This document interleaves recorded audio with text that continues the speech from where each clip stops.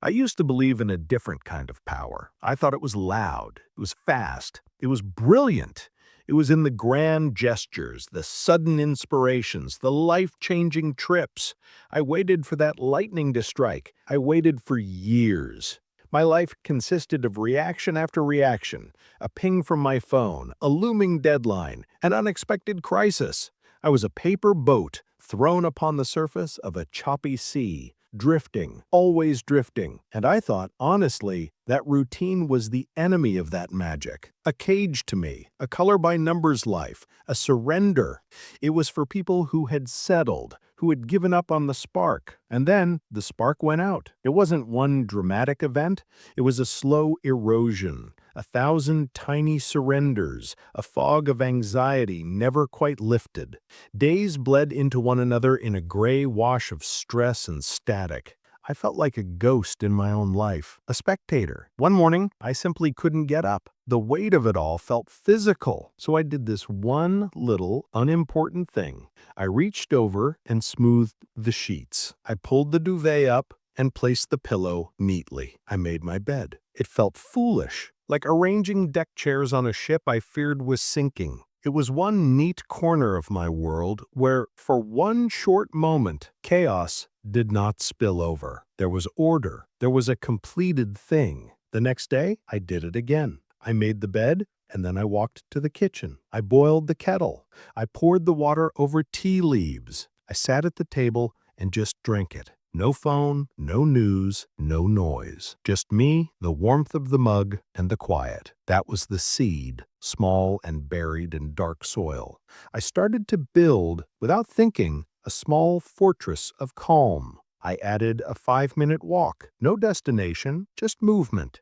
I left my phone on the kitchen counter. The world could wait for 5 minutes. Then I started writing. Not a journal, not really. Just 3 sentences in a notebook before I turned out the light. 3 true things from the day, or one hope for tomorrow. There was no fanfare, no dramatic music swelling in the background. It was quiet, so quietly quiet that I almost did not notice the change. But the soil was shifting. The morning walk became a space wherein my mind could untangle itself. It became the drain for the worry that pooled in me daily.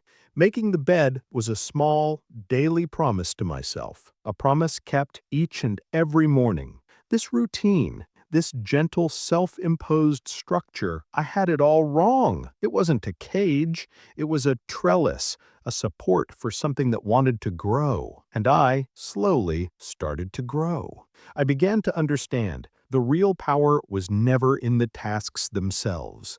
It was in the soft, insistent undertaking. Every time I chose to walk instead of the endless scroll, every time I chose the pen over the panic, I whispered a message to my deepest self, a message I had forgotten. You are worth this time. You are worth this care. That routine became a quiet, daily conversation with my own worth. It was building a foundation, brick by gentle brick. When the storms came, and of course they still did, I was no longer that paper boat. I was a tree with roots sunk deep into the earth. I could feel the wind.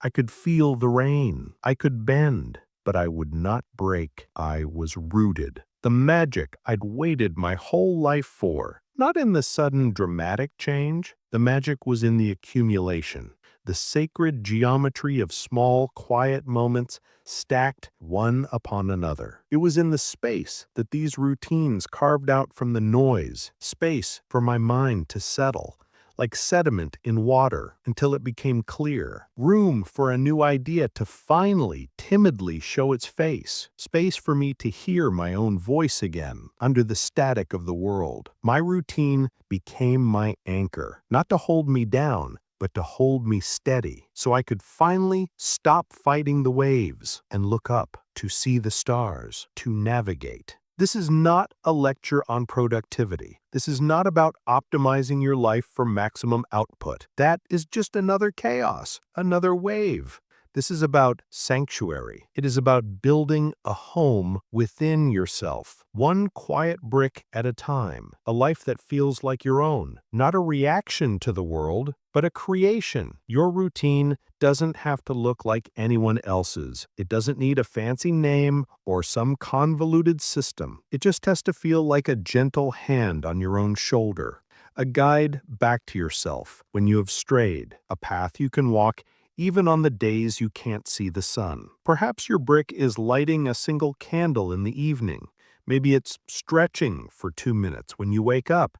Maybe it's staring out the window with your coffee, truly tasting it. Maybe it's reading one page of a novel before sleep. It's the ritual, the repetition, the profound, deep-seated comfort of knowing that some things can be relied upon, especially when that thing is you, your own care, your own commitment, your own quiet power. So start small. Be impossibly, radically small. Start with one thing, one small act of love for your future self. Do not think about the whole trellis. Just plant the seed. Make that small space for the quiet. Protect it. Develop it.